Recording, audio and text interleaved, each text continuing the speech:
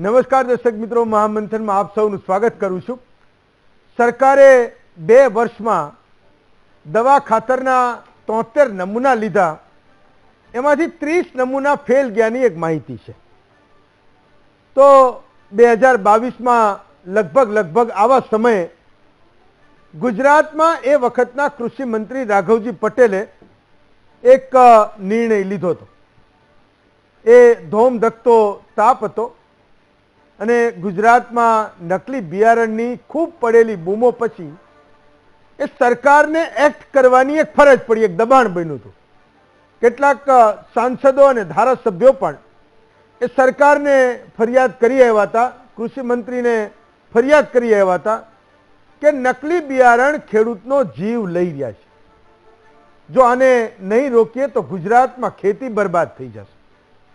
મોટા ભાગના લોકો જે મુખ્યમંત્રી, કૃષિ મંત્રી અને સરકારના એ ઉચ્ચ અધિકારીઓને જે ફરિયાદ કરવા ગયા હતા, એમનો મોટા ભાગના લોકોનો એ સૂર હતો। લગભગ એને 3 વર્ષ થયા છે, મને બરાબર યાદ છે। એ વખતે પણ એક મહામંથન એવું થયું હતું કે આખરે આ એક એવો છેલ્લો ઘા હોય કે જે લોકો ગુજરાતમાં નકલી બિયારણ પેદા કરે છે એની કમર તૂટી જાય, એની કંપનીઓ બંધ થઈ જાય, એની એક આખી ઇકોસિસ્ટમ તૂટી જાય। કૃષિ મંત્રીએ એ વખતે આદેશ કર્યા અને 35 એવી ટીમો બનાવી જેનું કામ જ એ નકલી બિયારણ વેચતા લોકોને પકડવાનું અને એમની સામે કેસ કરવાનું હતું।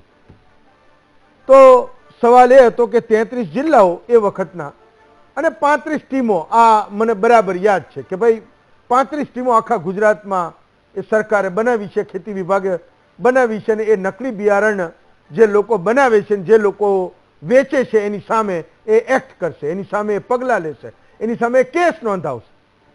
પણ મોટો સવાલ એ છે કે એ 35 ટીમોએ એવા કેટલા વેપારીઓ અને કંપનીઓને પકડી। એ 35 ટીમો બનાવવાની જાહેરાત થઈ એ થઈ, પણ પછી કોઈ દિવસ સરકારે જાહેરમાં આવીને એવું કીધું નહીં કે એણે આટલા વેપારીઓ કે આટલી કંપનીઓ પર કેસ કર્યા। તો શું પકડાયું, શું ના પકડાયું, એ અત્યાર સુધી કોઈને ખબર નથી કે એ 35 ટીમના અધિકારીઓએ કયા ગામમાં તપાસ કરી, કયા શહેરોમાં એમણે દરોડા પાડ્યા કે કઈ કંપનીઓના એમણે જવાબ લીધા, ખબર નહીં। ખેડૂતોના નસીબમાં એ છે નહીં કે કોઈ કૃષિ મંત્રી એ ખેડૂતોને નકલી બિયારણના શ્રાપમાંથી મુક્તિ અપાવે અને એ ખેડૂતોના એ આશીર્વાદ લઈ લે। તો રાજકારણમાં આવું કામ કરવાનું એક બળ મળતું હોય છે। હું ઘણા નેતાઓને મળું છું તો એમની એવી ઈચ્છા હોય છે કે એમને જે જવાબદારી મળી છે એમાં એમને કંઈક એવું નક્કર કામ કરવું છે કે લોકોના એમને આશીર્વાદ મળે। ઘણા બધા સેલ્ફ મોટિવેટેડ નેતા હોય છે કે એવું કે ભાઈ મારે એવું જોરદાર કામ કરવું છે કે મને એમ કે લોકોના આશીર્વાદ મળે, મારી સરકારને એની ક્રેડિટ મળે। પણ ગુજરાતમાં ખાતર અને બિયારણના મામલે એવો ઉત્સાહ એ દેખાતો નથી। ખેતીના નિયામકો આવે ને જાય, ખેતીના મંત્રીઓ આવે ને જાય, પણ દરેક ઉનાળામાં એ નકલી બિયારણનું ભૂત એ ખેડૂતોને જબરજસ્ત ડરાવતું રહે છે। એવું કહે છે ને કે ખેડૂત કણમાંથી મણ ત્યારે બનાવી શકે, એ પકવી શકે જ્યારે બિયારણમાં બરકત હોય।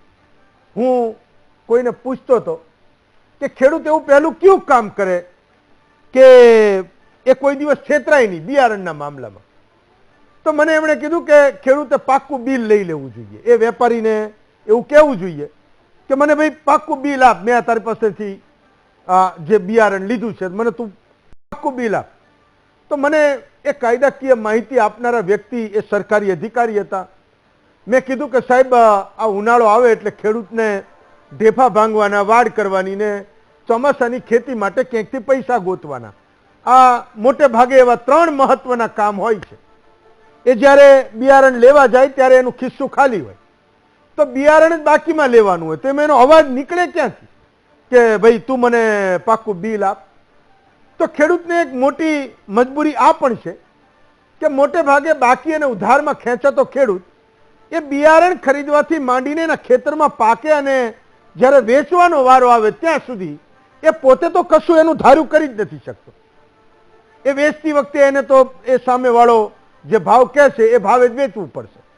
એટલે મને એમણે કીધું કે બીજું કામ એ કરી શકે કે બિયારણની થેલી પાછળ એના ઉત્પાદકનું નામ, બીજ પ્રમાણન એજન્સીનું નામ અને કોલ સેન્ટરના નંબર લેખા હોય છે. તો ખેડૂતે એ નંબર પર ફોન કરીને એને પૂછવું જોઈએ કે ભાઈ મેં તમારી કંપનીનું બિયારણ લીધું છે, એનો આ ફલાણો લાયસન્સ નંબર છે, તો એ તમારો જ છે ને એમ. તો મેં કીધું કે એવું તો સાહેબ બની જ શકે કે આવું 2 નંબરનું કરનારા લોકો એ પ્રમાણિત બિયારણની કંપનીના નામની થેલીઓ બનાવી નાખે, થેલી પર લખેલું બધું જ સાચું હોય પણ અંદર બિયારણ જ ખોટું હોય.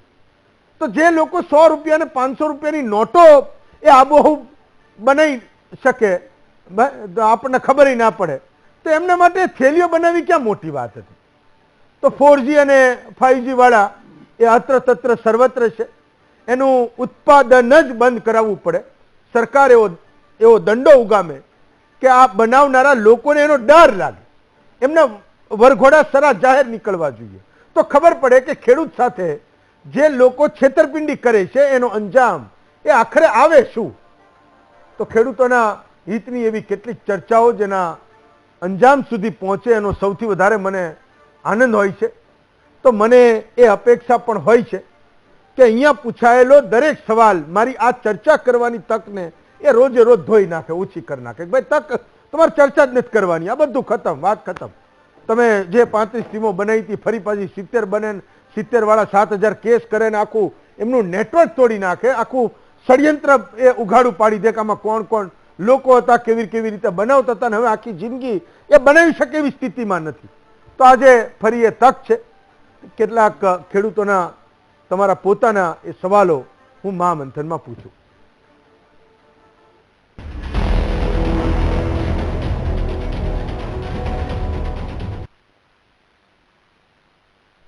તો આજે આપણે ચર્ચવાનું છે કે નકલી ખાતર અને બિયારણ સામે કાયદો ટૂંકો કેમ પડે છે. ઘનશ્યામ ગઢવી છે, ભાજપના નેતા છે, મનહરભાઈ પટેલ છે, કોંગ્રેસના નેતા છે, NP પટેલ છે, ગુજરાત સીડ્સ ઇન્ડસ્ટ્રીઝના એ પોતે પ્રેસિડેન્ટ છે, પ્રમુખ છે, રમેશભાઈ પટેલ છે, પ્રદેશ મહામંત્રી છે કિસાન સંઘના, અને અનિલભાઈ રામોલિયા છે, એ પોતે ખેડૂત છે. સૌથી પહેલો વારો પટેલ સાહેબ તમારો, NP પટેલ. મને એ કહો કે ગુજરાતમાં તમારા લોકોનું નેટવર્ક આટલું બધું સજ્જડ છે, હું એવું સમજુ છું કે તમારી કંપનીઓ એ સાચું બીજ બનાવનારી કંપનીઓ, એના માલિકો, એનો ખેડૂતો સાથેનો સીધો નાતો છે. તો એવા કયા લોકો છે કે જે હજુ પણ આપણા ગુજરાતમાં એ બિયારણના પ્લોટ કરે છે, એ ભરતા સરતા નામે ખેડૂતોને પધરાવે છે, અને જેવો ઉનાળો આવે સૌથી વધારે આપણા ગુજરાતમાં એ BT કોટનના સીડ્સના એ નકલી બિયારણના એ ભૂતને એ સજીવન કરી નાખે છે. તો આનો કોઈ રસ્તો એ આખરે મળતો કેમ નથી? ના તો ઇન્ડસ્ટ્રી પાસે કોઈ સમાધાન છે, મે બી તમે સમાધાન એ સરકારને કીધું હોય, કૃષિ મંત્રીને કીધું હોય, કદાચ એ કામ કરી ગયું હોય, કદાચ એમણે પણ એમના પોતાના કોઈ પ્રયત્નો કર્યા હોય, એ પણ ફેલ ગયા હોય. કદાચ એવું પણ બને કે કૃષિ અધિકારીઓ કે જેની મેં કીધું એમ કે કૃષિ મંત્રી વારંવાર ટીમો બનાવવાની વાત કરે છે, કદાચ એમના પણ પ્રયત્નો ટૂંકા પડ્યા હોય. પણ આ ખૂબ દુઃખદ વાત છે કે જ્યારે સરકાર એવું કે એણે માર્કેટમાંથી બિયારણના એ નમૂના લીધા હતા ને એમાંથી આટલા ફેલ ગયા.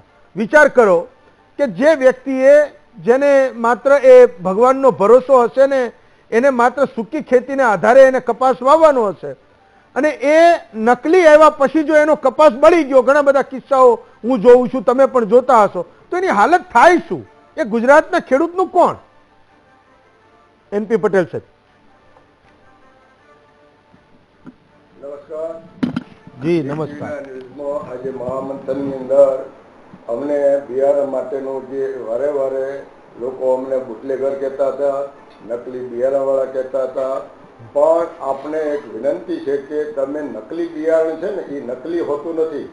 ગુમાસ્તા સરકારના નિયમો પ્રમાણે જે ઓથોરાઇઝ ન થયું હોય, ધારો કે જર્મિનેશનમાં ફેલ થયું તો સબ સ્ટાન્ડર્ડ કહેવાય, GOT-માં ફેલ થયું તો સબ સ્ટાન્ડર્ડ કહેવાય. નકલી તો બિયારણ હોતું જ નહીં, કારણ કે આપ જાણો છો, ખેડૂત પણ પોતે જાણે છે કે બિયારણ છે ને લાઈવ છે. આજે તમે બિયારણ જે ખેડૂતને આપવામાં આવે એ એના ખેતરમાં જઈને વાવવાનો છે, એટલે એક જાતનો અરીસો છે.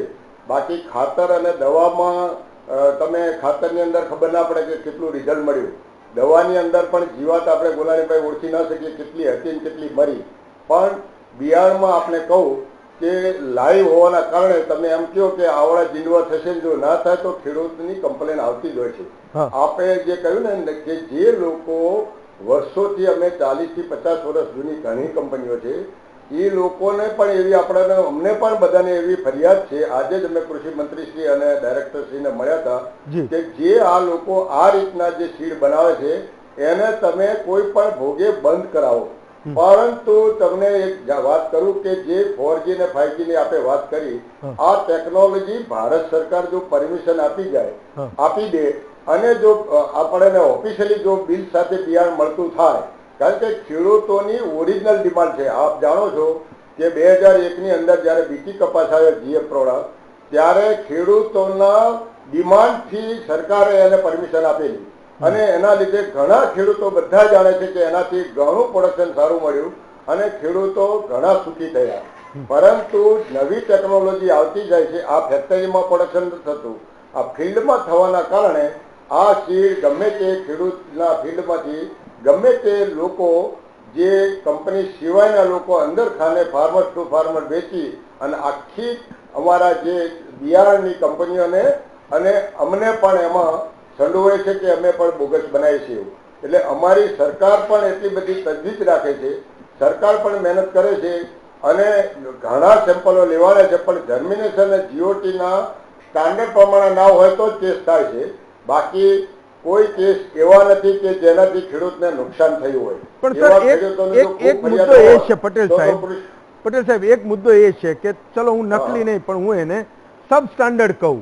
જો સરકારના અધિકારીઓ ફિલ્ડમાં જઈને વેપારી પાસે જઈને કે કંપનીઓમાં જઈને એ બીજ લેતા હોય અને એ પોતે એવું કહેતા હોય કે આ ફેલ છે, નમૂનો ફેલ છે. નમૂનો ફેલ એટલે શું કે ભાઈ એને જે દાવા કર્યા હશે એવું કાં ઉગતું નહીં હોય અને કાં તો એ બિલકુલ બળી જતો હશે. એક વાત. બીજું, સરકાર એવું કહે છે કે એને એવું 150 કરોડ રૂપિયાનું બિયારણ છેલ્લા 8 વર્ષમાં પકડ્યું. એવું મેં 2022નું એ રાઘવજીભાઈનું એક કોટ વાંચ્યું કે ભાઈ 150 કરોડ 2015 થી 2022 વચ્ચે 7 વર્ષોમાં 150 કરોડનું બિયારણ પકડાયું. તો કાન હું આમ પકડું કે આમ પકડું? ભાઈ જે બિયારણ મારા ખેતરમાં નાખ્યા પછી, એ ખેડૂતના પરસેવા પડ્યા પછી, એના તમામ રિસોર્સિસ એ ખેતરમાં લાગ્યા પછી એ ઉગવાનું નથી તો હું એને નકલી કહું કે સબ સ્ટાન્ડર્ડ કહું? મુદ્દો તો એક જ થયો ને. આખરે એ ખેડૂતનું જ નુકસાન થયું ને. હું એ પૂછું, ચલો હું એને સબ સ્ટાન્ડર્ડ કહું, પણ મુદ્દો તો એ જ થયો ને કે એ બની રહ્યું છે, વેચાઈ રહ્યું છે, લોકો લઈ રહ્યા છે. એટલે જે ડિમાન્ડ ખેડૂતની ગોલાણીભાઈ જેની ફાર્મર્સની ડિમાન્ડ છે ત્યારે વેચાય છે. તમે સમજો કે આજની તારીખમાં જો સરકાર એની પરમિશન, પણ સર એવું ના ચાલે ને. ડિમાન્ડ તો માનો કે કાલ ઝેરની પણ નીકળે, લોકોને મરવું જ તો આપણે થોડા ઝેરની હાટડી નાખીને બેસું કે અમારે ત્યાં ઝેર મળે છે. એ તો ખોટી વાત છે ને. ડિમાન્ડ લોકોની છે તો એને સાચું મળવું જોઈએ ને. ડિમાન્ડ જો બિયારણમાં ખેડૂતે પોતે પ્રત્યક્ષ વાયુ હોય અને એને ઉત્પાદન સારું થયું હોય તો જ ફરીવાર એ વેરાયટી જે તે કંપનીનું જે રીતે વેચ્યું હોય, હું એમ નથી કહેતો કે એને બિલથી વેચ્યું કે વિધાઉટ બિલ વેચ્યું હોય, એને જો ખેડૂતને રિઝલ્ટ ના મળ્યું તો એ લેવા આવે જ નહીં. પણ આપણે કહ્યું ને કે આ જે તમે જે વાત કરો છો ને, જે કરોડોમાં પકડાય એ કપાસનું જ બિયારણ અને કપાસના બિયારણમાં જ બિલ નથી મળતું, કારણ કે એની અંદર 4G અને 5G કરીને લોકો આપે છે. એક્ઝેક્ટલી. તો હું જે શરૂઆતમાં કહેતો હતો ત્યાં તમે અત્યારે પહોંચ્યા. ફાઇન સર, હું આવું તમારી પાસે. ઓકે, ચલો રમેશભાઈ. તો મૂળ મુદ્દો એ છે કે ખેડૂતના હામી બનવા બધા લોકો પોતપોતાના પ્રયત્નો કરે છે. ક્યારેક ફોટો પડે, વિડીયો પડે, તમે લોકો ક્યાંક જાઓ તમે લોકો બતાવીએ. મારો સવાલ એ છે કે આટલા બધા વર્ષોની મહેનત પછી એ પરિણામ મને ને તમને દેખાતું કેમ નથી? એ ગુજરાતનો ખેડૂત દર ઉનાળો આવે એ એપ્રિલ અને મે મહિનામાં રીબાતો કેમ જોવા મળે છે એ નથી ખબર પડતી. એટલે માનો કે તમે પેલા મંત્રી હશો, તમે મહામંત્રી થયા, કાલ પ્રમુખ પણ બની જશો. હું અહીંયા ડિબેટ કરતો કરતો મારે આ 5મું વર્ષ થઈ ગયું, પણ હું એ સમજવા માંગુ છું કે એ સવાલો જેના જવાબ એ અત્યાર સુધી મળતા કેમ નથી? એ કેમ એક ખેડૂતને એની નજરની સામેથી એ ડરામણું ભૂત જતું નથી? એ દરેક ઉનાળો આવે અને આપણે આ બીટી કોટનની દર વખતે ચર્ચા કરતા હોઈએ છીએ. સરકાર એના રેકોર્ડ ઉપર એવું કહે કે ભાઈ 74-73 નમૂના અમે લીધા હતા ને એમાંથી 40 ફેલ ગયા. આ 50% ઉપરનો રેશિયો થયો, તો એનો જવાબ કોણ આપશે? મૂળતઃ નૈતિકતાનો અભાવ છે, એનું જ આ મોટું પરિણામ છે. વેપારીઓ કહેતા હોય, મેં સાંભળ્યા નટુભાઈ એમ કેમ નથી કહેતા કે આટલા લોકો ખોટું બિયારણ વેચે છે? એમને તો એમના ફિલ્ડની ખબર જ છે કે ભાઈ આટલા લોકો ખોટું બિયારણ વેચે છે, અને તમે બતાવો ને ભાઈ કે આ ખોટું વેચે છે એને પકડી દો, પણ એ નહીં બતાવે. બધાની મિલીભગત છે, તંત્ર પણ એની અંદર મિલીભગત છે. તંત્ર પણ હપ્તા ખાતું હતું અત્યાર સુધી. થેલીએ 20 રૂપિયા આપ્યા હતા. નટુભાઈ બોલો સાચું ખોટું? એટલે આ પરિસ્થિતિમાંથી બંધ આવવું પડશે. બીટી 4G 5G કરવાથી નહીં મળે. શરૂઆતના તબક્કે બીટી બિયારણની થોડીક ઉત્પાદનતા વધે છે, પણ પાછળ આખા સમાજનું કેટલું હિત થાય છે ખબર છે બધાને? એટલે ભારતીય કિસાન સંઘ બીટી કપાસનો વિરોધ કરે છે. બીટી કપાસથી ફર્ટિલિટી ઉપર મોટી અસર થાય છે. બીટી કપાસનું ખાંડ ખાવાથી ભેંસોનું દૂધ ઉત્પાદકતા ઉપર અસર થાય છે, એની ફર્ટિલિટી ઉપર અસર થાય છે, પશુપાલનનું નુકસાન થાય છે. ચણાના છોડ જેવડો કપાસનો છોડ થાય એ દિવસોમાં તો આપણે પાછા રમેશભાઈ નહીં જઈ શકીએ. નહીં. આપણું જે પેલું જે શંકર બિયારણ હતું એની અંદર મેઇન ઈયર પડતી હતી, એટલે આપણે ઈયર દૂર કરવાના બદલે બીટી લઈ આવ્યા. બીટી લઈ આવ્યા એની આડઅસરો આપણે સમાજની અંદર જોઈ રહ્યા છીએ. એટલે વારંવાર કહીએ છીએ કે આપણી દેશી બીજ, આપણું જે શંકર બીજ હતું એની અંદર સંવર્ધન કરીને આપણે શું કરી શકીએ એ દિશા તરફ વિચાર કરવાનો છે. અને વેપારીઓએ નૈતિક બનવાની જરૂરિયાત છે. તમે લોકો પેકેટ વેચવા માટે સરકારી અધિકારીઓને પૈસા આપો છો, બંધ કરી દો. એ પૈસા કેટલા સુધી પહોંચે છે? એટલે સરકારના મિત્રોને પણ બે હાથ જોડીને વિનંતી છે કે આવા પૈસા ના પચે પહેલા, આવા પૈસા ના લેવાય. આ કાલે આપણી માનવ જાત ઉપર મોટી અસર છે. એટલે આવનાર દિવસની અંદર ગુજરાતની અંદર બીટી ના જ વેચાવું જોઈએ એવું ભારતીય કિસાન સંઘ પહેલા બી કહેતું હતું. વારંવાર મંત્રીશ્રીઓને પણ વિનંતી કરી છે કે આ ના હોવું જોઈએ. નવા મંત્રીશ્રી આયા છે એને પણ આપણા માધ્યમથી વિનંતી છે કે બીટી બિયારણ ના વેચાવું જોઈએ. ક્યાંક હમણાં પણ એવી વાત આવી છે કે ભાઈ ગુલાબી ઈયર માટે નવું કંઈક સંશોધન કરવાની કોઈ કંપનીને પરમિશન આપવાની વિષય છે, એને પણ આપણા માધ્યમથી સરકારને વિનંતી છે કે બંધ કરે. અનિલભાઈ, તો મેં તો એ જોયું છે કે ઘણા બધા ખેડૂતો એકવાર વાવ્યા પછી 30 દિવસે 35 દિવસે 40 દિવસે કોઈ ને કોઈ ફરિયાદો કરતા હોય છે. એ સબ સ્ટાન્ડર્ડ અને નકલીની એ રમતમાં હું પડવા નથી માંગતો, અને ના તો એ ચર્ચાનો પણ વિષય છે. પણ એ વાત તો સાચી છે કે દરેક ઉનાળામાં ખેડૂતને ડર હોય છે કે હું કઈ એવા ખોટા બિયારણ મારા હાથમાં ન આવી જાય, મારું વર્ષ ફેલ ન જાય. અનિલભાઈ. હેમંતભાઈ જી, હવે આમાં એવું છે કે આપણે બીટી કોટનને ભારત સરકારે મંજૂરી આપેલી છે. જી. હવે જે બીટી કોટનને મંજૂરી આપેલી છે જી, એના કરતા 80% વધારાનો 4G અને 5G નામનો કપા વેચાય છે, એની મંજૂરી નથી. અને ગમે એ માણસ બનાવી અને ગમે ત્યાં વેચી દે છે. પછી શું નીકળે શું થાય એ ખેડૂતનો વિષય છે. ખાલી બનાવીને વેચી દેવા પૂરતી કંપનીઓને વાત છે. સરકારનું કોઈ જગ્યાએ કંટ્રોલ નથી. કોઈ પણ દુકાનદાર છે, કોઈ પણ બનાવવા વાળો છે, હજી સુધીમાં કોઈને પકડી અને કોઈની માથે કાર્યવાહી થઈ છે એવો ગુજરાતમાં એક રેકોર્ડ નથી. એટલે દરેક માણસો બિયારણ બનાવી અને એપ્રિલ મે મહિનામાં દુકાનો વાળાને વેચી દે છે, પૈસા ધોમ લઈ અને વેચી દે છે. બાકીનાને ખેડૂતનું જે થવું હોય 80% ડુપ્લિકેટ કંપની માર્કેટની અંદર અત્યારે બિયારણ વેચે. 20% સ્ટાન્ડર્ડ કંપનીઓ બિયારણ વેચે છે. એ બીટી કોટન 4G અને 5G ને સરકારે મંજૂરી નથી આપી. 80% 4G અને 5G વેચાય. એટલે કયા ખેડૂતના હાથમાં શું આવે એ ઉઈગા પછી અને 30, 35, 40 દિવસ પછી ખેડૂતને ખબર પડે કે હું આમાં છેતરાણો છું અને એનું કોઈ બિલ નથી, કોઈ જવાબદારી નથી, પૈસા લઈ લેવાને વેચી નાખવું. સરકાર કાંઈ આના માથે કાર્યવાહી કરતી નથી. ખેડૂતને 80% ડુપ્લિકેટ બિયારણ મળે છે અને તમે ખેડૂતને ડાયરેક્ટ ફોન કરીને પૂછી લ્યો એટલે ખબર પડી જાય. મનહરભાઈ, તો મને તો દર વખતે એક એવી આશા જાગે છે. 2022માં રાજકોટમાં અને ભાવનગરમાં બહુ મોટા કારખાના પકડાયા. એ વખતે મહામંથન મેં કીધું હતું, આપણે કર્યું હતું. સત્તાવાર કૃષિ મંત્રી એવી જાહેરાત કરી કે ભાઈ અમે 33 જિલ્લામાં 35 ટીમો બનાવી હતી. મને બરાબર યાદ છે અને એટલે હું પૂછી રહ્યો છું. તો મને એવું થાય કે ઉનાળો આવે ને મારે આ ચર્ચા નહીં કરવી પડે, કારણ કે પેલી 35 ટીમો રહીને એ દંડો લઈને ક્યાંક ઊભી છે, કોકને પકડી આવશે. તો આવડે એવા ટાઉન હોય, નાનકડા એવા ગામ હોય, કોઈક એકને પકડી લાવે તો એની વાતો ગામ સુધી પહોંચતી હોય છે. ડર જાય કે ભાઈ કાલ આપણે ત્યાં આવી જશે. જે પેલા ખેડૂતને પાછળ જઈને થેલી લઈ આવો એ કહેનારા લોકો છે ને, આપણને લાગે બધા અંડરગ્રાઉન્ડ થઈ જશે. પણ જેવો ઉનાળો આવે, જેવી કપાસ વાવવાની માથાકૂટ શરૂ થાય, જેવો ખેડૂત બિચારો ઢેફા ભાંગી રહે, જેવો ક્યાંકથી કાંટા લાવીને એની વાડ જોરદાર કરે કે ભાઈ કોઈ પશુ અંદર ના ઘૂસી જાય, તા આપણે પાછું આ બિયારણ વાળું લઈને મૂકીએ છીએ. દર વખતનો મુદ્દો. હેમંતભાઈ 10 વર્ષ તો મારે થયા છે. લગભગ આપણે વર્ષમાં 3 ચર્ચા તો ફરજિયાત હું હોઉં છું. બિયારણ હોય, ખાતર હોય ને જંતુનાશક દવા હોય. ભાજપાની સરકાર 30 વર્ષ એટલે 3 દાયકા જેવું થઈ જશે અને લગભગ 1 ડઝન કરતા કૃષિ મંત્રીઓ આપ્યા. બદકિસ્મતી એ છે કે આપણે પુનરાવર્તિત ગુનાઓની ચર્ચા આપણે વારંવાર કરવી પડે છે. સરકાર કોઈ શીખ લેવા માંગતી નથી. માનનીય હમણે પટેલ સાહેબ જે વાત કરતા હતા કે એની પ્રોટેક્શન કરવાની વાત કરતા હતા, મારે એની એક દાખલો સામાન્ય આપો છો કે એમના સિગ્નેચર થયેલો એક પત્ર છે. એ પત્રમાં એ સ્વીકારે છે કે ભાઈ આ પરિસ્થિતિ છે, છતાં પણ એ લોકો તરફથી કોઈ પણ પ્રકારનું વાતાવરણ સારું બનાવી શક્યા નથી. હું એસોસિએશનની અંદર છે એના ઉપર ફોર્જરી થઈ છે, પોલીસ ફરિયાદ થઈ છે, એફઆઈઆર થઈ છે. એસોસિએશનની હિંમત હોવી જોઈએ.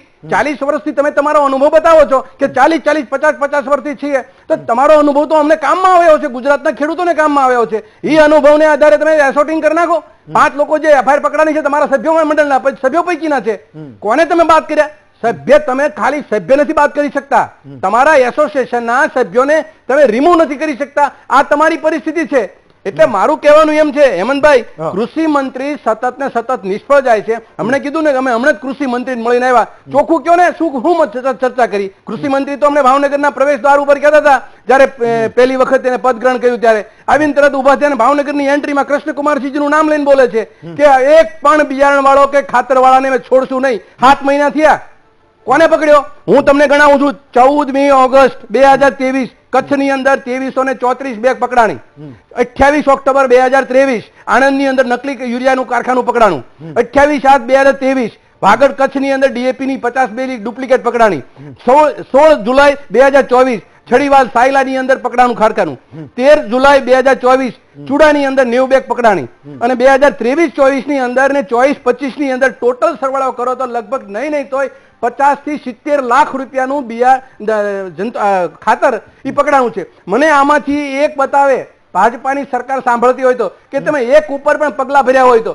તમે પગલા નથી ભરતા એટલે પુનરાવર્તિત ગુનો થાય છે અને ગુનેગારો એટલો હોંસલો બુલંદ હોય છે કે અમારું આ સરકાર તો ભાઈબંધીમાં બેઠી છે, એસોસિએશન પડખમ બેસે છે, એસોસિએશન ધારે કાયદા બનાવે છે. બનાવો અમને 10 વર્ષની કેદ અને આજીવન કારાવાસની સજા. જો કોઈ બિયારણ વાળો કે ખાતર જંતુનાશક દવા કે ડુપ્લિકેટ કરો તમે સામે આવે તો કહેજો. વાત એ છે તમારે કોઈ પણ પ્રશ્નો આ પૃથ્વી પર થાય છે, ખેતી પ્રધાન દેશની અંદર બધા પ્રશ્નો ખેડૂતને દાબી દેવાના. તમારી પાસે રાખો તો કઈ ખેતરના ખેડૂત ખેતરમાં મુઠ્ઠીઓ વાળી ભાગી જાય તોય છતાં તમારા પ્રોટેક્શન કરો તમે. એસોસિએશનને શરમ આવી જોઈએ. અમે બીજ બુટલેગર એટલા માટે તમને કહીએ છીએ કે તમારા પૈકીના લોકોને બીજ બુટલેગર તમે બહાર કાઢી અને રિમૂવ કરીને તમારી જે 40, 50 વર્ષની તમારી શાખ છે ને એને અકબંધ રાખો. આ અકબંધ રાખો તમે. એ ભાઈ તમે સાંભળો. બોલો ભાઈ તમે પેલા સાંભળો. જ્યાં સુધી અમારા એસોસિએશનમાં ભાઈ જ્યાં સુધી એ લોકો ગુનેગાર ન સાબિત થયા ત્યાં સુધી ન કાઢી શકાય. અરે તમારા સેમ્પલ પકડાના છે, સેમ્પલમાં પોઝિટિવ આવ્યું છે, એફઆઈઆર ફાડી તમારા ઉપર. અરે પકડાયો હોય ને તમે અરે તમે મનોહરભાઈ કાયદેસર ગુનેગાર થયા હોય તો મને મોકલો. એને કાલે જ અમે અમારા અરે પણ તમે એનું લિસ્ટ બનાવી શકો ને, તમે ના કાઢી શકો. એમ નહીં તમે એનું લિસ્ટ બનાવી શકો ને. તમે એક વખત હું તમને કહું 4 કંપનીના હું મારું 4 વખત પકડાણા, જ્યાં સુધી 4 વખત પકડાણા હજી લોકો. અરે મોટા ભાઈ જ્યાં સુધી પણ એમને સાબિત ના થયા ત્યાં સુધી ક્યાંથી કરી એટલે પટેલ સાહેબ એક મિનિટ, તમે સાબિત કરીને અમને આપો. હાલો પટેલ સાહેબ એક વાત સમજો. માનો કે તમને એ ખબર છે કે એક વ્યક્તિનું 4 વાર સબ સ્ટાન્ડર્ડ બિયારણ બનાવવામાં નામ આવ્યું છે, હું તમારી ભાષામાં કહું તો માનો કે તમે લોકો એ ઇન્ડસ્ટ્રીના નિષ્ણાત છો, સરકારી વ્યવસ્થાની આપણને ખબર છે ક્યાં કેટલો દંડ 500. હું આજ સીડનો એક્ટ વાંચતો હતો 1964-65 નો એટલો બધો જૂનો એક્ટ છે, કાયદો છે. 500 રૂપિયા દંડ ને 6 મહિનાની સજા. પણ એટલે 6 મહિનાની સજા ક્યારે થાય? જ્યારે તમે એ પ્રોપર ઇન્વેસ્ટિગેશન કરો. ચલો સરકારી એ વ્યવસ્થાઓની કેટલીક મજબૂરીઓ હશે, મારે નહીં કહેવું જોઈએ છતાં હું કહું છું કે એ વ્યવસ્થાઓની મજબૂરીઓ છે. પટેલ સાહેબ સાંભળજો, પણ તમે લોકો તો 4 દાયકાઓથી એ ઇન્ડસ્ટ્રીમાં પડેલા છો. તમે લોકો એ બિયારણ હાથમાં લો ને કહી દો કે સબ સ્ટાન્ડર્ડ છે તો એવા લોકો ના નીકળી શકે તમારી વ્યવસ્થાની બહાર, તમારા કુંડાળાની બહાર. તમે આપો કૃષિ મંત્રીને કે વાત સાચી કે 4 લોકોના સબ સ્ટાન્ડર્ડમાં તમારું નામ આવ્યું તો તમે એફઆઈઆર લખાવી હતી, સરકારે એફઆઈઆર કરી એની સામે કેસ કર્યો. પણ અમે તમારી એ જજમેન્ટ આવે પહેલા હું તમને કહું છું કે આ સબ સ્ટાન્ડર્ડ વેચતો હતો. તમે ના કરી શકો કારણ કે ભાઈ મને તો એ થાય છે કે તમારા લોકોની કંપનીઓના એ મોટા એ કાચના અરીસાની એ કોર્પોરેટ હાઉસીસ એ આખરે તો ખેડૂત ઉપર તો બન્યા જ છે ને. તમારી પેઢીઓ કેવી રીતે આગળ જશે? તમારી કંપનીઓ જો લિસ્ટેડ થઈ હશે તો 100 રૂપિયાના શેરથી 1000 રૂપિયાનો શેર કેવી રીતે થાય? કારણ કે બિચારો ખેડૂત એ આ કાળા ઉનાળે ધોમધકતા તાપમાં એ મહેનત અને પગે ફોડલા કરાવતો હોય ને એના કારણે થાય છે ને. તો તમે તો એ ખેડૂતના હિતમાં કરી શકો ને, તમારું એસોસિએશન તો કરી શકે ને, કેમ ન કરી શકે? કહો મને. એક 1 સેકન્ડ પટેલ સાહેબ મને કહો. તમારી ગોલાણીભાઈ વાત સાચી છે. જ્યાં સુધી સરકાર ધારો કે કોઈ ન કરી શકતા હોય તો અમે તો એમાં અમારા જોડે સાબિત ન થાય ત્યાં સુધી અમે એને કઈ ના કરી શકીએ. કારણ કે એક નિયમ છે કે એસોસિએશનમાં અમારામાં નિયમ છે કે તમે એને જ્યાં સુધી ગુનેગાર ન થાય ત્યાં સુધી બાકાત કેવી રીતે કરશો? વત્તા એનું સીટ ધારો કે હોય.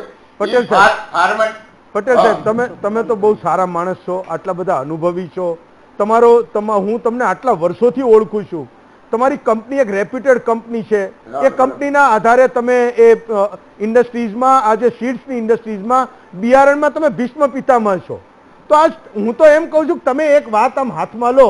આ તમે મને કોઈ વિડીયો બતાવો પટેલ સાહેબ તો હું તમને એવું કહી દઉં કે આ AI છે કે અસલી છે. બોલો. કારણ કે મારો એ વ્યવસાય છે.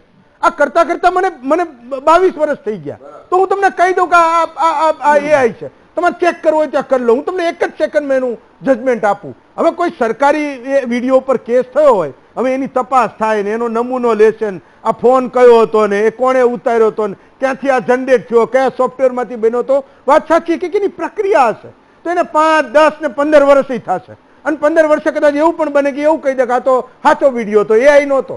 પણ તમે તો એ ઇન્ડસ્ટ્રીમાં તમારું તો આવડું મોટું યોગદાન છે આ ઇન્ડસ્ટ્રીને. તો તમે ઇન્ડસ્ટ્રીના ભીષ્મ પિતામાં કેવા છો? તો હવે તમારે તો શું હવે જીવનમાં કરવાનું બીજું બાકી રહે છે?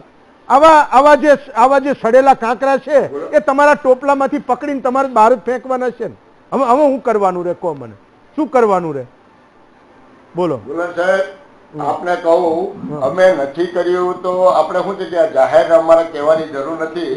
પણ જે તે કંપનીઓ કરી છે કે જેનું અમને ખબર પડી છે એને અમે નોટિસોથી માંડીને અંદર ખાને એટલે જો જાહેરમાં અમે પેલા લેખિત નથી આપી પણ અમે એને કહ્યું છે કે તમે જો આ રીતે કરતા રહેશો તો અમે સરકારમાં તમારું નામ ડિક્લેર કરશું અને આ રીતે તમે કરશો તો આમ મોટું તકલીફ શું છે કે કોઈ જાતની અમારા એસોસિએશનમાં ખેડૂતોની કોઈ કમ્પ્લેન નથી કે આ કંપની XY એના નામ જે હોય પણ એવી કોઈ કમ્પ્લેન હજુ સુધી કૃષિ ભવનમાં પણ આપ પૂછી શકો છો ને અમારા એસોસિએશનમાં પણ તમે આવી જોઈ શકો છો કે કોઈ ખેડૂતને એવી ડાયરેક્ટ ફરિયાદ નથી આવી કે આ લોકોએ નકલી કર્યું ને અમારું ઉપજ. અને આપ જાણો છો, મને 2 મિનિટ સાંભળો કે તમે જાણો છો આજે તમે જે તે પ્રોડક્ટ છે તો બાજરી મનહરભાઈ પણ પોતે અમારા એગ્રીકલ્ચર નિષ્ણાત છે કે બાજરી છે 100% પ્રાઇવેટ સેક્ટરની છે. કપાસમાં 99% આપણી પ્રાઇવેટ સેક્ટરની છે.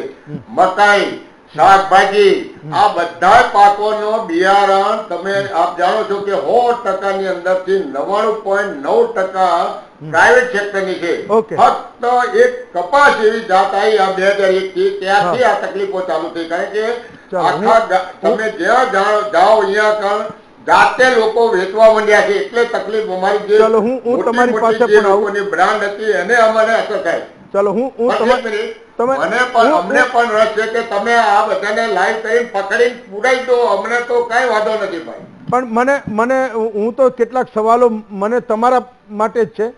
મે બી કદાચ આજ બીજા લોકો આવ્યા મારે એનો પણ મત લેવો પડશે. રામોલિયા સાહેબ તમારે કઈ કેવું છે? અનિલભાઈ ટૂંકમાં કહી દો, મારે મનોહરભાઈ નો જવાબ લેવાનો બાકી છે. પટેલ સાહેબ ને એ કેવું છે 4G કપાની મંજૂરી નથી, 90% 4G વેચાય છે. તો ઈ 4G કપા ફૂલ માણસો વેચે છે, દુકાને વેચાય છે તો એની તપાસ કેમ નથી? ચલો એ કહે છે કે બિયારણ તો સાચું છે પણ સરકારે એને મંજૂરી નથી આપી. હું તમારી પાસે આવું. ફાઇન, આવું. હા મનહરભાઈ તમારી વાત પૂરી કરો. મારી એક બહુ વિનમ્ર ભાવે પ્રમુખશ્રીને NP પટેલ સાહેબને મારે વિનંતી છે. જો એમની પાસે અનેક ઉપાયો પડ્યા છે આ સાહેબ પાસે.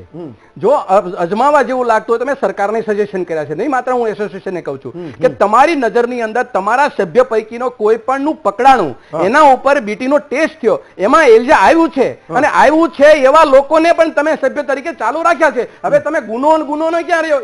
અલીગલી અનધિકૃત રીતે એક પકડાણું, જથ્થો પકડાણો, એ કંપનીનું નામ ડિક્લેર થયું, છતાંય પણ આજની તારીખે તમારા સભ્યો છે. બીજી વાત કે તમારી પાસે 500 સભ્યો છે, 500 માંથી કેટલા લોકો બીટી કપાસનો ઇલીગલ ને લીગલ ધંધો કરે છે એ સાહેબ એનપી પટેલ સાહેબ સારી રીતે જાણે છે. અમારે કોઈને નામ આપવાની જરૂર નથી, પણ વાત એ છે કે એસોસિએશને એક પ્રકારનો સકંજો કસવો પડશે અને કૃષિ મંત્રી સાથે બેસી અને ગુજરાતના આ 53 લાખ ખેડૂતોના ભવિષ્ય માટે તમારે ચિંતા કરવી પડે. આજે હું તમને કહું, તમે 50 વર્ષનો તમે તજુર્બો મૂકો છો તો 50 વર્ષના તજુર્બા માટે બધા લોકો નફો શોધે છે, તો ખેડૂત નફો નહીં શોધે? માત્ર એસોસિએશનના સભ્યો નફો શોધશે?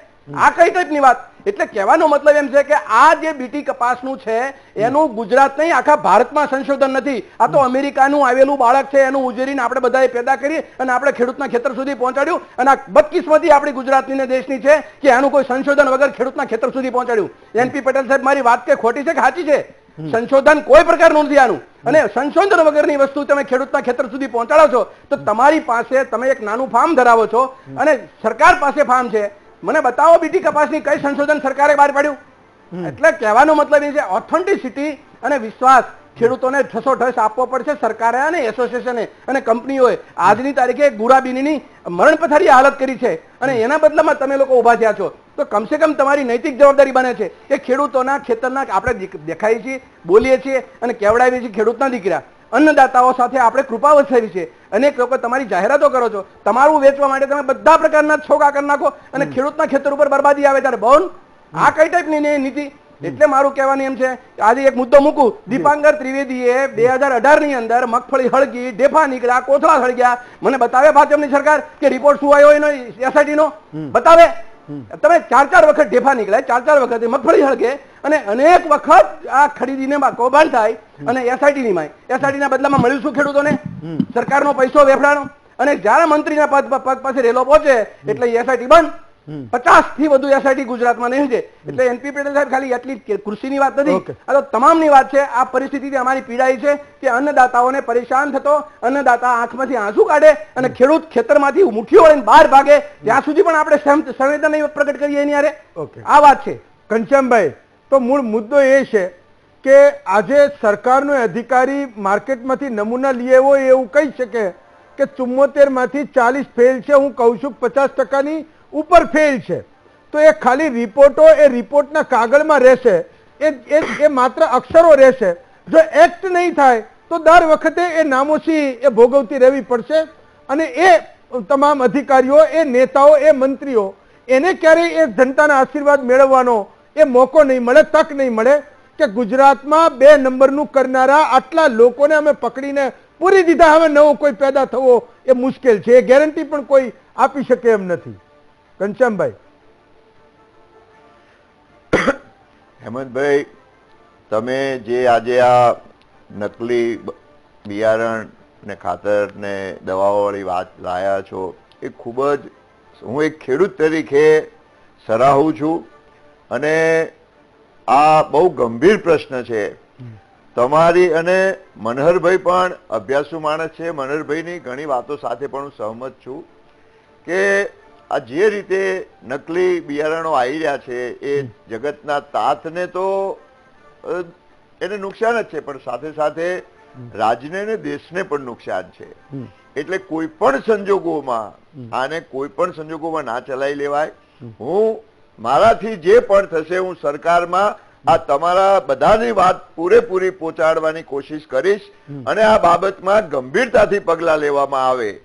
કારણ કે બિયારણ નકલી આવે એટલે ખાલી એને બિયારણના પૈસા નથી જતા, એ ખેડૂતની આખી સિઝન બગડે છે અને એના કારણે ખેડૂતને અને રાજ્યને અને દેશને નુકસાન થાય છે. પણ એક વાત આપણે એ પણ સ્વીકારી લઈએ કે એક જમાનો એવો હતો કે ઉનાળામાં પાણી જ નહોતું મળતું. હવે એ પુષ્કળ પાણીની જે સગવડ આ સરકારે કરી એના કારણે ખેતીનો વ્યાપ વધ્યો. ખાતર અને બિયારણ જે ખૂબ જ માત્રામાં અનેક ગણું આજે એની ડિમાન્ડ વધી, કારણ કે ખેતી વધી. તમે આમાં લખ્યું છે, મેં પેપરમાં છાપામાં જોયું કે મોટા પ્રમાણમાં વાવેતર થયું, વાવેતરનો વ્યાપ વધ્યો. વ્યાપ એટલે વધ્યો કે સરકારે ક્યાંક સગવડ આપી. કૃષિ મંત્રીઓ આપણા મોટા બધા જ ખેડૂતો છે અને એ પણ ખેડૂતના દીકરાઓ છે એ ચિંતા કરે છે ને કરવી જોઈએ, સરકારે પણ કરવી જોઈએ. પણ મને બહુ હું રસ્તામાં તો ટ્રાફિકમાં પહોંચી નથી શક્યો એટલે રસ્તામાંથી આ વાત થાય છે કે મને થોડો ઓડિયોનો પણ પ્રોબ્લેમ હતો, પણ મેં મનહરભાઈની એક વાત શબ્દ સાંભળ્યો કે નૈતિકતા નથી. એટલે એસોસિએશનો આ દેશમાં જે એસોસિએશનો બનતા હોય છે, જે સંઘો બનતા હોય છે, એમને પણ નૈતિકતા રાખવી જોઈએ. સરકારનું કામ ચોક્કસ કરે, પણ આટલા વ્યાપક પ્રમાણમાં જયારે 52-53 લાખ ખેડૂતો હોય, આટલી મોટા માત્રામાં ખેતી થતી હોય, આટલા મોટા માત્રામાં દવાઓ અને ખાતરો વપરાતા હોય, ત્યારે બિયારણો ના એસોસિએશનો હોય કે દવાના એસોસિએશનો, એ એસોસિએશનો કોઈ પણ દેશમાં કોઈ પણ પ્રકારના એ એસોસિએશનની પણ એક જવાબદારી છે કે જે પણ આ વ્યવસાયમાં તમારી સાથે છે એ ખોટું કરતા હોય તો એનો કાન પકડવો જોઈએ, સરકાર સુધી એને પહોંચાડવું જોઈએ, પોલીસ સુધી જાય અને પોલીસમાં કાયદેસરની કાર્યવાહી થાય એ થવી જોઈએ. જો ક્યાંક સરકારમાં પણ આ કાર્યવાહી ઓછી થતી હશે, ઢીલી થતી હશે, તો હું આપના માધ્યમથી હું સરકાર અને પ્રજાને પણ કહું છું કે આ ચોક્કસ પ્રમાણે આ ગંભીર બાબત છે, આ કોઈ પણ સંજોગોમાં નહીં ચલાવાય અને એની ઉપર કડકમાં કડક પગલા લેવા પડશે. કારણ કે ખેડૂત છે એ હંમેશા બચારો કહેવાય છે. ખેડૂત એક તો ઉપર ઘણી વખત કમોસમી વરસાદો આવે, દુષ્કાળો આવે, અને એમાં જો આવા માનવ સર્જિત આફતો જો આવતી હોય તો એને કોઈ પણ સંજોગોમાં ચલાવવામાં આવે. આજના વિષયને બહુ ગંભીરતાથી લઉં છું. એસોસિએશનના પ્રમુખને હું અહીંથી પણ વિનંતી કરું છું અને એમને ચેતવણી પણ આપું છું કે તમારા એસોસિએશન દ્વારા કોઈ પણ તમારા ધ્યાનમાં આવે તો ચોક્કસ એને એસોસિએશનમાં એની સામે FIR કરાવો અને સરકારને જાણ કરો. પણ ગઢવી સાહેબ, આપણે ચંદ્ર અને મંગળ ઉપર જયારે રહેવા જતા રહીશું ને ત્યારે આપણે નૈતિકતાની વાત કરીએ બરાબર છે, અહીંયા આપણે સરકારોમાં રહીએ છીએ. હું એવું કહું કે એ નકલી કોથળી બનાવનારા લોકો, એનું લાયસન્સ નંબર લખનારા લોકો, એ ઉત્પાદકનું નામ લખનારા લોકો અને એના ખોટા નંબર લખનારા લોકો, જ્યાં આપણે નૈતિકતાની વાત કરતા રહીશું તો એને તો મજા પડશે ને, એને કોણ રોકનારું છે? તો એને એવું લાગશે કે મહામંથનમાં આવીને બધા નૈતિકતાની વાતો કરીને છૂટા પડી ગયા. કોંગ્રેસે નૈતિકતાની વાત કરે, ભાજપ નૈતિકતાની વાત કરે, એન્કરે નૈતિકતાની વાત કરે, કિસાન સંઘ નૈતિકતાની વાત કરે, તો આપણે બધા નૈતિકતાની વાત કરીને છૂટા પડી જઈશું. પણ અહીંયા તો કાયદાનું શાસન છે ને, એ કાયદાનો ડર તો એને લાગવો જોઈએ ને, જે લોકો આ ખોટું કામ કરે છે. હું તમારી સાથે 100% સહમત છું. કાયદાનો પહેલો ડર હોવો જોઈએ. નૈતિકતા તો હોય ને કદાચ કોઈ ના પણ કરે, પણ કાયદા એટલા માટે બનાવવામાં આવે છે કે કોઈ પણ જાતની ગુનાખોરી એ કાયદા દ્વારા ડામવી જોઈએ અને કાયદાઓ હવે કડક રીતે કામ કરશે. આ સરકાર ખેડૂતોની છે, ખેડૂતો માટે કામ કરે છે, ખેડૂતોને ધિરાણ આપ્યા છે, ખેડૂતોને વીજળી આપી છે, સરકારે સબસિડીઓ આપી છે, પટેલ સાહેબ ખાતર ઉપર હજારો સમજો. ચલો હું આવું ગઢવી સાહેબ, આવું એ વિષય ઉપર પણ આવું. પટેલ સાહેબ, NP પટેલ સાહેબ, મારે એક વાત ખાલી તમારી પાસેથી જાણવી છે કે એ રસ્તે જઈ શકાય કે ન જઈ શકાય. મેં એવું સમજ્યું છે કે સરકારમાં જે કાયદાઓ બને એ ઇન્ડસ્ટ્રીઝ પોતાની સહુલિયત પ્રમાણે, ક્યાંક એની સગવડતા પ્રમાણે, ક્યાંક એના ઇમ્પોર્ટ એક્સપોર્ટના કોમ્પ્લાયન્સીસને ધ્યાનમાં રાખીને ઇન્ડસ્ટ્રી જે કે એ સરકાર ક્યારેક કાયદાઓને મોડિફાઈડ કરતી હોય છે. ગુજરાત અને મૂળ તો અહીંની આપણી ગુજરાતની કંપનીઓ આવડી મોટા એમ્પાયર ધરાવતી કંપનીઓ છે. હવે તો બિયારણની કંપનીઓ પણ કેટલીક લિસ્ટેડ થવા માંડી.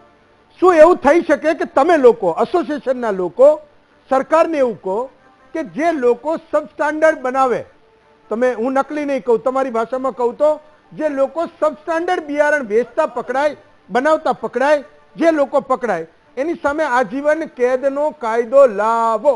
થઈ શકે આ તમારી ઇન્ડસ્ટ્રી, તમે ધારાસભ્યોને રીચ કરો, ફરીવાર જ્યારે વિધાનસભા મળે તો તમે કહેજો કે ભાઈ સરકારની સામે તમે એ વાતને મૂકજો કે આપણા ગુજરાતમાં સીડ્સ એક્ટ જે આટલો જૂનો છે, 2025માં જે એક કાયદો આવવાનો હતો એ બદલાયો નહીં, એ કાયદો આવ્યો નહીં, આ 2026 છે.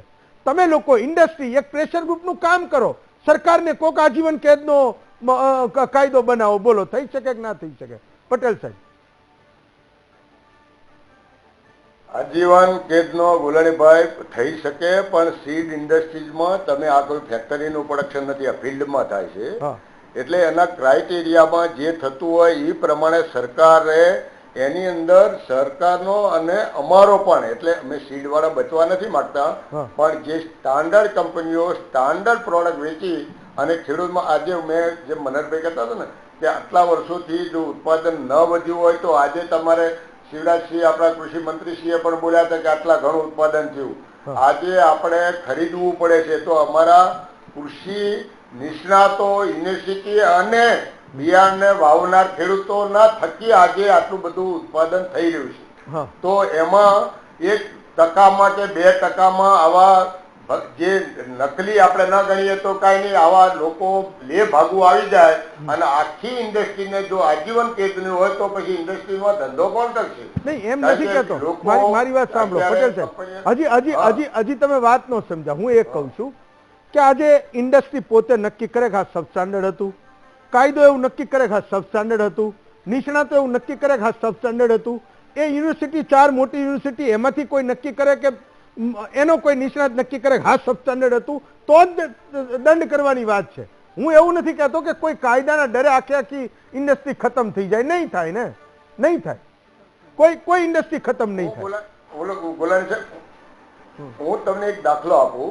ધારો કે કોઈ પણ સીડ થાય ત્યારે 1000 કિલો કે 10,000 કિલો તૈયાર થતું હોય, ધારો એમાં 10 ખેડૂતોનું જર્મિનેશનનું ધારો કે કારણ આવ્યું. આ પ્રેક્ટિકલ વાત કરું છું કે જયારે એ ખેડૂતને ધારો કે કુદરતી પાણીનો અભાવ હોય, ઊંડું નખાઈ ગયું હોય, પણ 1000 કિલોમાં ફરિયાદ આવે, ટોટલ લોટની અંદર જો ફરિયાદ આવે તો 100% કંપની ગુનેગાર છે ને એને દંડ જ થવો જોઈએ. તમે કીધું ને આજીવન કેદ થવું જોઈએ, પણ 1000 કિલોની સીડની અંદર 10 ફાર્મર્સને ક્યાંક કમ્પ્લેન આવી હોય એનો મતલબ એવો નથી કે એમાં ફાર્મર્સનો પણ પોતે ખેડૂતને પણ ખબર હોય છે અને ધારો કે પાણીનો અભાવ હોય કે કોઈ પણ વાતાવરણના કારણે કે આ તો જીવિત છે એટલે પ્લસ માઇનસ ઊંડું નખાઈ ગયું તોય ના ઉગે. એટલે આપણે એક એવું ના કહી શકીએ બધા ગુનેગારો છે, કારણ કે એમાં લોટ વાઇઝના સીડની અંદર 10% ક્યાંક પ્લસ માઇનસ થયું હોય તો કંપની કે આ તો પ્રોડક્શન તો ખેડૂત થકી જ આવવાનું છે. અમે કોઈ ફેક્ટરીમાં બનાવતા નથી, અમે પ્રોડક્શન પણ ખેડૂત જોડે જ લઈએ છીએ.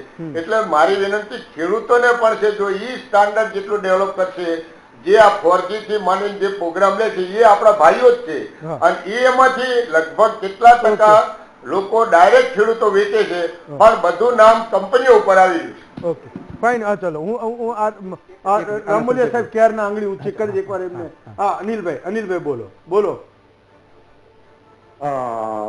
હવે આમાં સબસ્ટાન્ડર્ડ કોણ અને સબસ્ટાન્ડર્ડ કોણ નહીં, એસોસિએશન વાળાની બધાની એસોસિએટ વાળાની કંપનીઓ આમાં વેચે છે એટલે એસોસિએશન તો કોઈ કંપનીની ભલામણ કરવાનું નથી.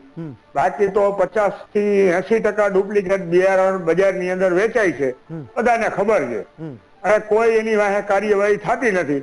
ખેડૂતો વેચી દે છે, ખેડૂતોને વેચી દે છે, ખેડૂતો વાવી દે છે. બાકી કોઈ એસોસિએટ વાળા જેટલા બેઠા એની બધાની કંપનીઓમાંથી 80% કંપનીઓ અંદર છે એટલે એસોસિએટ વાળા તો કોઈની ભલામણ કરવાના નથી. અને ગુજરાતની 4 કૃષિ યુનિવર્સિટી છે, યુનિવર્સિટીએ અત્યાર લગીમાં એક પણ ડુપ્લિકેટ પકડી અને એની માથે કાર્યવાહી કરી નથી. તો બાકી તો બધું રામ ભરોસે હાલે છે ગુજરાતની અંદર. અનિલભાઈ જેવા એ ખેડૂતો છે એનો ભરોસો ફરી પાછો જીતવો પડે. હું માનું છું કે એકડે એકથી કંઈક શરૂ કરવાની વાત. ભાઈ તો એક મુદ્દો એવો હતો કે લોકો એવું કહી રહ્યા છે, ઘણા બધા સજેશન છે, પણ તમે એવા લોકોના વરઘોડા કાઢો, સરઘસ કાઢો જે લોકો સબસ્ટાન્ડર્ડ વેચે છે, નકલી વેચે છે, જે ખેડૂતોને પાયમાલ કરે છે, આ બરબાદીના ષડયંત્રમાં જે લોકો સામેલ છે. હેમંતભાઈ, VTVના સુપ્રસિદ્ધ માધ્યમથી એક વાત મૂકવા માંગુ છું કે આ અનઅધિકૃત બિયારણ તરીકે આનો શબ્દ પ્રયોગ છે રેકર્ડ ઉપર. જે લોકો અનઅધિકૃત એટલે હવે પટેલ સાહેબની પાસે મારી એક અપેક્ષા છે, એ જે એક એગ્રીકલ્ચરિસ્ટ તરીકે અને ગુજરાતના એક અન્નદાતાઓના અને વિપક્ષના એક આગેવાન તરીકે કે 2002 થી માંડી અને 2025 સુધી એટલે આપણે મિનિમમ સમજીએ પટેલ સાહેબ કે 20 વર્ષ થયા. 20 વર્ષમાં આ સરકારે લગભગ વર્ષે ઓછામાં ઓછા 5 લોકોને પકડ્યા છે, એટલે 100 લોકો થયા. આ 100 લોકો આગેવાન જે એના માલિકો હતા એ 100, એની કંપની હતી એ 100 અને કઈ જાતનું નામ હતું એ 100 એ પ્રસિદ્ધ થઈ શકે ખરું તમારે એસોસિએશનમાંથી? અને સરકારે પકડ્યા છે તો એની પાસે સરકાર પાસે યાદી છે. આટલું યાદી જાહેર કરી અને તમે તમારા એસોસિએશન ઉપર ચોંટાડે રાખો સાહેબ. બધા શરમના મારા બીજી વખતે માલિકનું નામ બદલી નાખે, કંપનીનું નામ બદલી નાખે. કંપની માલિક અને દર વખતે પકડાય છે ને, રિપીટ થાય. માલિક તો દાખલા તરીકે હેમંતભાઈ ગોલાણી, મનહર પટેલે આ પકડાણી એની કંપની, તો પછી એના ઉપર એફઆઈઆર થશે. એનું નામ જ ડિક્લેર કરો, એનું નામ ડિક્લેર કરો, એની કંપનીનું નામ ડિક્લેર કરો. એસોસિએશનના સભ્યો છે અને બાકીના લેભાગુ માણસો જે સાહેબ કહે છે એમ કે લોકો એસોસિએશનના સભ્યો જ નથી, એવાય તત્વો છે ઘણા બધા. અમે તો એવા લોકોને પકડે, ન્યાય પણ એસોસિએશન સજાગ બને.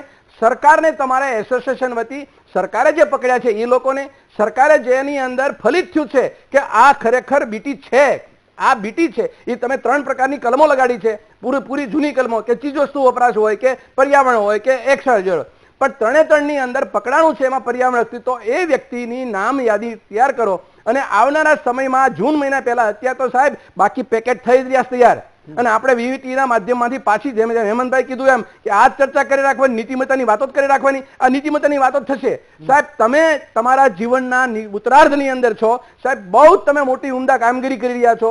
તમારી સામે 50 વર્ષનો તજુર્બા જેવો અનુભવ છે. ગુજરાતના અન્નદાતાઓને સેવા કરવાનો તમારી પાસે સૌથી મોટો મોકો છે.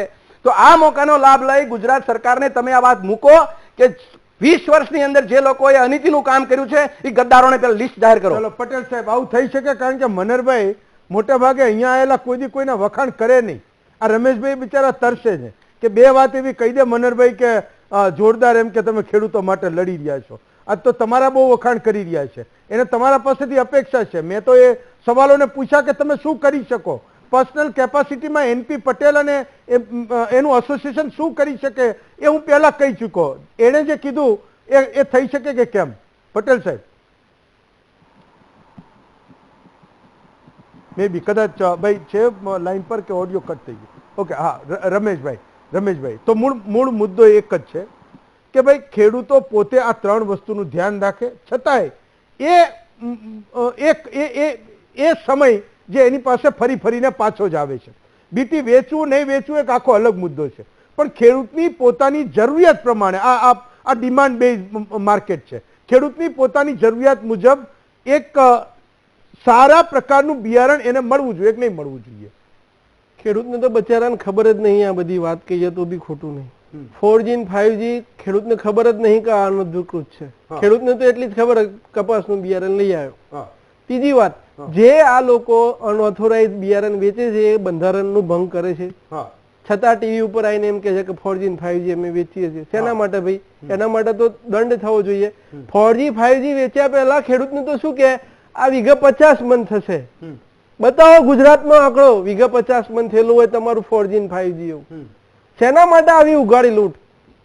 ખેડૂતને એક તો કપાસનો ભાવ મળે નહીં, મોંઘું બિયારણ લે. શેના માટે આ ધંધો? એકવાર ખબર તો પડે કે ભાઈ મારે આ બિયારણ નથી તો કપાસ નહીં વાવે, ચાલશે, પણ ખોટો ફસાય નહીં. પહેલા કઉ છું કે 20% ખેડૂતનો નફો હોય અને જયારે સીઝન પાછી જાય ને એટલે ખેડૂત 5-10 વર્ષ પાછો જતો રહે. તમારા થોડાક રૂપિયા કમાવા માટે ખેડૂતને 5-10 વર્ષ પાછો ના મોકલાય આપણા લોકોએ. આપણે ખેડૂતની ચિંતા કરવી જોઈએ, ખેડૂતનું હૃદય હોવું જોઈએ. આ ખોટું છે, અમારે નહીં કરવું, કરી દે એસોસિએશન જાહેરાત. 4G 5G નો પરમિશન નહીં તો અમે નહીં વેચીએ. જે ભારત સરકારે બંધારણમાં આપણને પરમિશન નથી આપી એવું કામ શું કામ કરવાનું ભાઈ આપણે? એટલે આપણા માધ્યમથી એસોસિએશનને પણ વિનંતી છે કે સાચું કરો, નહીતર ખેડૂતની હાય લાગશે. ગઢવી સાહેબ, તો તમે એવું કહો કે આ ઉનાળે બધા લોકોને ખેડૂતના આશીર્વાદ લેવાનો મોકો, તક છે કે નહીં? બોલો. હજી તો આ માર્ચ પૂરો થઈ રહ્યો છે, એપ્રિલમાં આપણે જઈ રહ્યા છીએ, પ્રવેશ કરી રહ્યા છીએ. આખો એપ્રિલ અને મે મહિનો, જૂનમાં તો બધું લોક થઈ જશે. તમને લાગે છે કે 60 દિવસમાં ગુજરાતના ખેડૂતનો આશીર્વાદ લેવાનો એ સમય છે, આપણે તક છે, મોકો છે? ગઢવી સાહેબ. હેમંતભાઈ, આશીર્વાદ તો લેવાનો હક છે જ, પણ સાથે સાથે ફરજ પણ છે આપણી અને સરકારની. સરકારની ફરજ છે. હું સરકારના પ્રવક્તા તરીકે કહું છું કે ખોટા લોકો ક્યાંય ના આવે અને સરકાર એના સામે કડક કાર્યવાહી કરશે. એસોસિએશનના પ્રમુખની જેમ તમે વાત કરી કે ખાનદાન માણસ છે, એમાં કોઈ શંકા નથી, પણ ઘણી વખત આવા લોકો આવી જાય છે જે લે ભાગુઓ, જેમને બહુ જલ્દી પૈસાદાર થઈ જવું છે, જેને સમાજની લોકોની સમાજની ચિંતા નથી. તમામ ક્ષેત્રમાં, હું તો કોઈ પણ ક્ષેત્રમાં કોઈ ભેળસેળ કરે એને ગંભીર પ્રકારનો ગુનો ગણું છું અને એને ગંભીર પ્રકારના ગુનામાં એમને સજાઓ થવી જોઈએ. ઓકે. એટલે 100% ઓકે. આશીર્વાદ તો આપણે એના કાયમ માટે ખેડૂતોને લેવાના જ છે. એ ઓકે. જગતનો તાજ છે. યા. પણ સાથે સાથે આપણી ફરજ પણ છે ઓકે. કે આ ખેડૂત ક્યાંય છેતરાય નહીં, ખેડૂતને નુકસાન ના થાય અને સમાજને અને રાષ્ટ્રને પણ નુકસાન ના થાય. એનપી પટેલ, મૂળ સવાલ તમને મનહરભાઈનો સમજાયો હશે. એનો એક સવાલ તો શું, એની એક સૂચન હતું કે ભાઈ એવા 100 લોકો જે વારંવાર આમાં પકડાયેલા છે, એવી 100 કંપનીઓ અને એવી 100 જાતો બિયારણની, કે એનું એક લિસ્ટ બહાર પડે કે ભાઈ આ લોકો કોઈને કોઈ રીતે ફોર્જરીમાં અનધિકૃત સબસ્ટાન્ડર્ડ બિયારણ વેચતા પકડાયા છે, એની કંપની છે, એના માલિકનું નામ છે, એના FIR ની કોપી છે. આટલું ઓનલાઈન થઈ શકે કે ના થઈ શકે? પટેલ સાહેબ. મને મનહરભાઈને વિનંતી કે તમે લિસ્ટ મને મોકલી આપો. 100 કંપની તો ટોટલ હોય જ ન શકે. નામ લગભગ મારા પ્રમાણે અરે ચલો 15 જ છે. હાલો 15 જ છે. 15 ચલો. અરે જે હોય, હું ગુલારીભાઈ, હું એને વિનંતી કરું છું કે તમે લિસ્ટ મને મોકલી આપો. ઓકે. અને પછી આપણે તમને હું લેટર લખીને જણાવું કે કઈ કઈ કંપનીઓ છે, એનું અમે જાહેરમાં લખશું, તમને લખીને આપશું અને સરકારને લખીને આપશું. તમે પેલા નામ આપો પાકું તે કે આ લોકોએ આ ટાઈપના ગુના કરેલા છે ને એના. નહીં સાહેબ, પટેલ સાહેબ, તમે વિપક્ષને પૂછો છો, વિપક્ષે તમને રસ્તો બતાવ્યો છે, હું સૂચન કરું છું. એ સૂચનના બદલામાં એસોસિએશનના તમામ સભ્યો છે, તમે ખબર છે, સરકારમાં તમારે જવું જોઈએ કે અમારો ધંધો 1-2 ને કારણે 75 નો ધંધો બગડે છે, તો સરકારે FIR કરી છે. મેં તો કરી નથી, કોંગ્રેસે તો કરી નથી. સરકારને પત્ર લખો કે તમે 20 વર્ષની અંદર જેટલા ઉપર FIR કરી હોય એની યાદી અમને ગુજરાતમાંથી આપો, અને બીજા રાજ્યોમાં પકડાણું હોય તો એની યાદી આપો. એ યાદી ઉપર તમે ખાલી ડિસ્પ્લે કરો કે ભાઈ આ લોકોએ પકડાણું છે, આનાથી સાવચેત રહેવું. તો બીજી વખત તમારી પાસે કઈ ખુલાસો તો કરે કે ના ના અમે ભૂલ થઈ ગઈ, અમે હવે નહીં કરીએ, અમે તમને લેખિત આપીએ. એ એસોસિએશન પાસે આવશે અને થોડુંક વાતાવરણ સુદૃઢ બનશે. ચલો, હું સકારાત્મક વિચાર છે. હું એવું સમજુ છું પટેલ સાહેબ કે આપણને બધાઈને ખેડૂતોના આશીર્વાદની જરૂર છે. રામોલિયા સાહેબ તો, અનિલભાઈ તો હજુ ખેતી કરે જ છે, બાકી બધા ખેડૂતોના દીકરા છે, એ માટીમાંથી ઊભા થયેલા લોકો છે. તો એ ચેલેન્જ શું, પણ આમ તો એ સૂચનને પણ લેવું જોઈએ કે ભાઈ બધાને આશીર્વાદની જરૂર છે. આ 60 દિવસોમાં કંઈક એવું થાય કે ગુજરાતનો દરેક ખેડૂતે બધા ઉપર આશીર્વાદ વરસાવે, બધા ઉપર કૃપા વરસાવે. આખરે એની કૃપા સિવાય હું ને તમે કશું છીએ નહીં. આપણું પોતાનું કોઈ અસ્તિત્વ નથી, આ સૃષ્ટિ અને જગતનું કોઈ અસ્તિત્વ નથી. આપણે બધાએ એ વાતને સ્વીકારવું જોઈએ. 5 વક્તાઓનો ખૂબ ખૂબ આભાર માનું છું.